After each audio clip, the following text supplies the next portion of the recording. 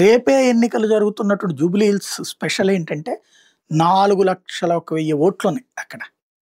అయితే మత ప్రాతిపదికన చూస్తే హిందువులు ఎక్కువ 70% మంది. కానీ హిందువులు కులాల వారీగా విడిపోతారు.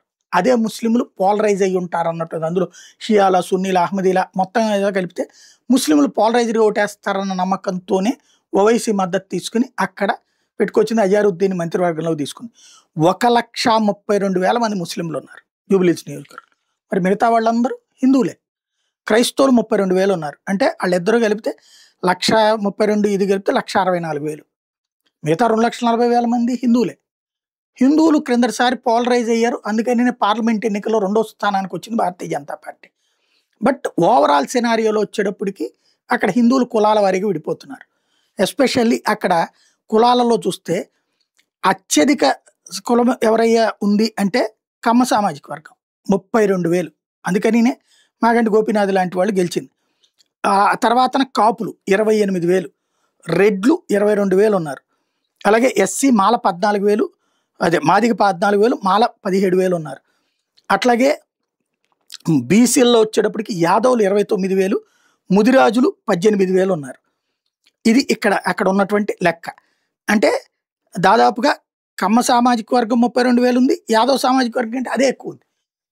ఇప్పుడు కమ్మ సామాజిక వర్గానికి సంబంధించినటువంటి ఆమెను తీసుకురావడం ద్వారా మాగంటి గోపీనాథ్ గారి సతీమణిని అక్కడ వాళ్ళు ఒక ఆశ పెట్టుకున్నారు. దాంతోపాటుగా బీసీల ఓట్లు, ముస్లింల ఓట్లు కూడా తమకు కొన్ని పడతాయి, సగం పడతాయి, పైనే పడతాయి, క్రైస్తవుల ఓట్లు తమకే పడతాయి అన్నది బీఆర్ఎస్ నమ్మకం. ముస్లింలు ఆటోమేటిక్గా మాకే మద్దతు ఇస్తారు, ప్లస్ అటు ఓవైసీ వల్ల మాకు మద్దతు ఇస్తారు, క్రైస్తవులు మా నాయకురాలే క్రైస్తవురాలు కాబట్టి వాళ్ళు మద్దతు ఇస్తారు. ఆ రెండు చూస్తే 1,64,000 వస్తాయి. యాదవని పెట్టాం కాబట్టి 29,000 వచ్చేస్తాయి అన్నది రేవంత్ ఆలోచన. బట్ హిందూ ముస్లిం అన్న పాయింట్లు తెచ్చాం కాబట్టి హిందూ పోలరైజేషన్ మొన్నటిసారి పార్లమెంట్ ప్రూవ్ అయింది.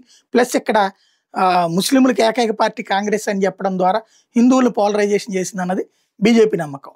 ఈ మతపరంగా కులపరంగా జరుగుతున్నటువంటి చర్చలు ఓవరాల్గా చూసుకుంటే మాత్రం ఇప్పుడు జూబ్లీ హిల్స్ ఎలక్షన్లో గెలుస్తాం అనేది రేవంత్కి అవసరం. అక్కడ ఓడితే రేవంత్ పతనానికి ఇది ఆరంభం. ఒకవేళ అక్కడ గెలిస్తే రేవంత్ని ఇప్పట్లో ముట్టుకునేది లేదు. స్థానిక ఎన్నికలకు వెళ్ళడానికి ధైర్యం చేస్తాడు. మిగతా కాన్సెప్ట్ నడుస్తుంది.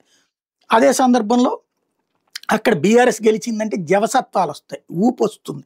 మళ్ళీ బీఆర్ఎస్ శ్రేణులు ఇక యాగ్రెసివ్గా ముందుకు వెళ్ళడానికి సిద్ధపడతారు. అదే బీజేపీ గెలిచిందంటే ఇక బీజేపీ నెక్స్ట్ ఎలక్షన్స్లో అధికారాన్ని హస్తగతం చేసుకోవడానికి తగిన పోరాటం ఎప్పటి నుంచి ప్రారంభిస్తుంది. ఏం జరుగుతుందో చూడాలి.